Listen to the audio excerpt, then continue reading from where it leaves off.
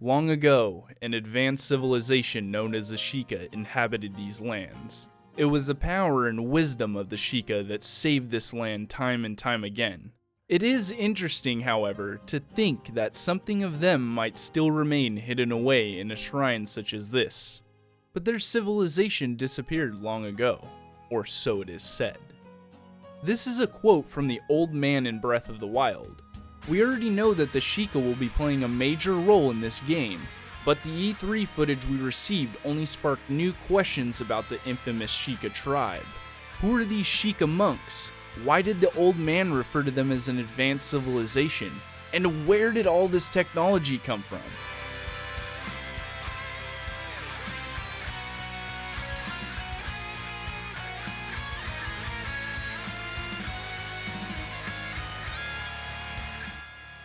To begin, we need to establish a time frame in which this game can fit into the timeline. This is fairly simple, as the existence of the Temple of Time and the condition it's in tells us that this game takes place sometime after Ocarina of Time. Hyrule Historia shows us that the Temple of Time was built by Rauru, the Sage of Light, during the Era of Chaos. The temple was still standing and in pristine condition by the events of Ocarina of Time. After this point in each timeline branch, it's shown that the Temple of Time went into decline. Just with this information alone, we can assume that Breath of the Wild takes place in one of the three timelines.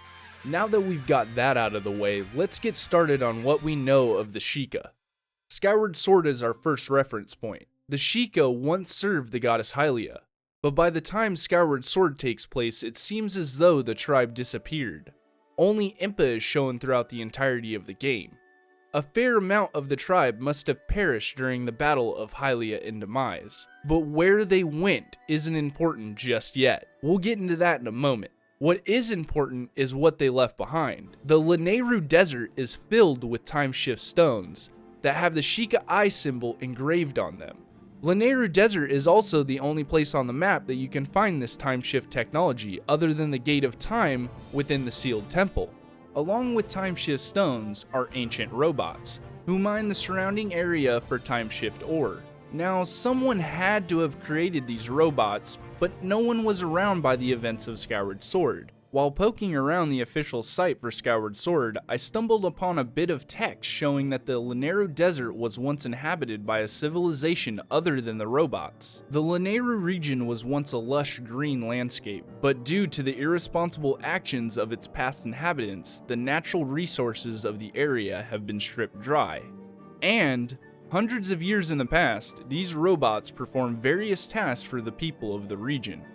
Though we don't see any other Sheikah markings throughout the Lanayru Desert, except for on the timeshift stones, it's possible the Sheikah created these robots to mine for the timeshift ore in order to create the Temple of Time and the Gate of Time found in the sealed temple. The existence of both the Guardians and the many forms of Sheikah technology found within Breath of the Wild only strengthens these points. When comparing the Gate of Time and the Timeshift Stones, we can find countless similarities to all the Sheikah tech in Breath of the Wild. So now we come to the question, if Breath of the Wild takes place after Ocarina of Time and not Skyward Sword, where did all of this Sheikah technology come from?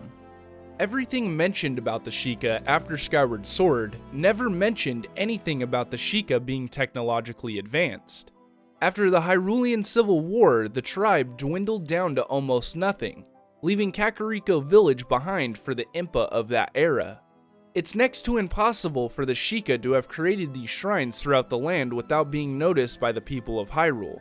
With that being said, the technology in Breath of the Wild must have come from a time before Skyward Sword, a time during the era of the goddess Hylia. The Sheikah monks are our prime example of this. The simple fact that they refer to Hylia shows that these monks have been waiting in stasis for thousands of years. Also note that the spirit orbs Link receives after completing a shrine bear the mark of the goddess. Hylia has never been mentioned after Skyward Sword in the timeline, becoming lost in the vast history of Hyrule. To add to this, shrines themselves look as though they've been covered up by the passage of time, only to be awakened when they are truly needed. It is as if the Sheikah tribe knew these events would unfold at some point. Taking advantage of all the time shift ore they could get, the Sheikah tribe created the Sheikah tablet and the shrines found throughout Hyrule. 100 plus devout monks were blessed with the sight of Hylia and sealed within the shrines in stasis using timeshift technology. This could explain where the majority of the tribe went to after the goddess Hylia renounced her godlike form, while the remaining members of the tribe stayed behind to aid in the protection of the land. Minor details from E3 might have just given us a look into the distant past of the Sheikah tribe and how their technology was lost in the passage of time, only to be remembered as the protectors of the royal family, the Shadow Folk. With more and more information coming out about Breath of the Wild, it won't be long before we get a definitive answer to why this game includes so much technology and why the Sheikah are involved. But until then, all we can do is sit back and theorize. So what are your guys' thoughts on this theory? Do you guys think the Sheikah had this planned? What are your thoughts on all the technology in Breath of the Wild? Let me know down in the comments section below. You guys and gals all have a good one. Peace out.